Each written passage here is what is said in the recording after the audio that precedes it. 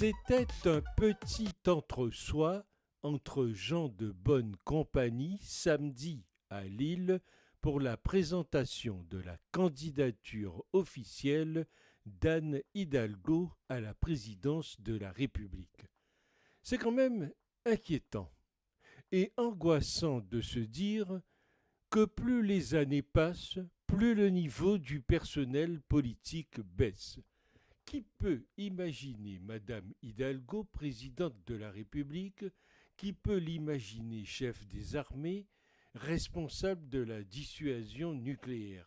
Qui peut l'imaginer représenter la France dans des sommets internationaux? Décidément, les socialistes n'ont plus rien à se mettre sous la dent et à proposer de décent aux Français.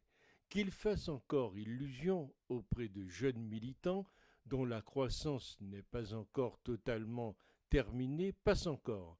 Mais de là à penser qu'ils peuvent également gruger des adultes, il faut peut-être pas rêver.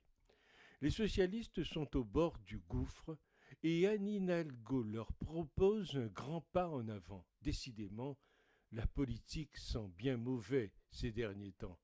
La candidate dit qu'elle ira jusqu'au bout. Au bout de quoi? Du ridicule? Du mensonge? De la gabegie? De la ruine du Parti socialiste? Quel attelage catastrophique! Quand on lit la liste des personnalités qui la soutiennent, on ne voit que des noms qui ont esquinté le pays. Tout cela semble dépassé, éculé et porteur de dégénérescence. Cette femme ira certainement jusqu'au bout de ses rêves, aux frais des idiots qui croient encore au socialisme. Même Ségolène était moins pire. La candidature Hidalgo est tuée dans l'œuf pour la simple et bonne raison qu'elle est maire de Paris. Pour avoir vécu dans la France profonde et à Paris, je peux vous dire qu'il y a une différence ontologique entre les bobos parisiens et les bobofs wanabés de province. Oui, bien sûr, la gauche de province est méritante et ses relais et chasseurs anciennement implantés, surtout dans le sud-ouest, sont solides. Mais enfin, quel est le rapport avec la gauche trottinette quinoa parisienne qui émerge médianement à 4000 mensuels?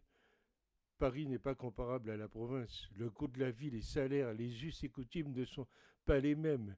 Hidalgo ne peut pas représenter le peuple de gauche, tout comme Rachida Dati ne pourrait pas représenter le peuple de droite. Le PS n'a même pas eu ses réflexions d'appartenance territoriale avant de désigner son ou sa candidate, et c'est pathétique. ISF climatique, dit-on. Claire trouvaille. Tartuffe battu à plate couture. L'écologie au service de la prédation socialiste. Il pèsera sur les ménages aisés dont le patrimoine émet le plus de carbone.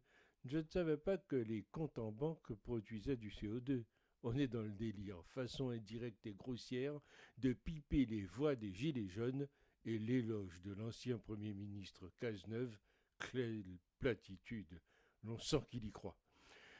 L'une des rares consolations de vivre cette période totalement désespérante est de voir ce parti sombrer en poussant à se ridiculiser cette pauvre femme visiblement sans culture, ni vision, ni sincérité, ni éloquence, ni charisme, ni conviction. Elle semble toujours avoir l'air de s'excuser d'être là, à l'image de ce parti qui ne vit finalement que sur l'inertie de l'espoir Mitterrand sans plus savoir pourquoi il existe. Le spectacle donné à Lille par ceux qui restent du Parti socialiste est simplement concernant. Discours pathétique et un parti en réanimation. Ils sont venus, ils sont tous là. Dès qu'ils ont entendu ce cri « Elle va mourir, la maman », même Aznavour était au rendez-vous.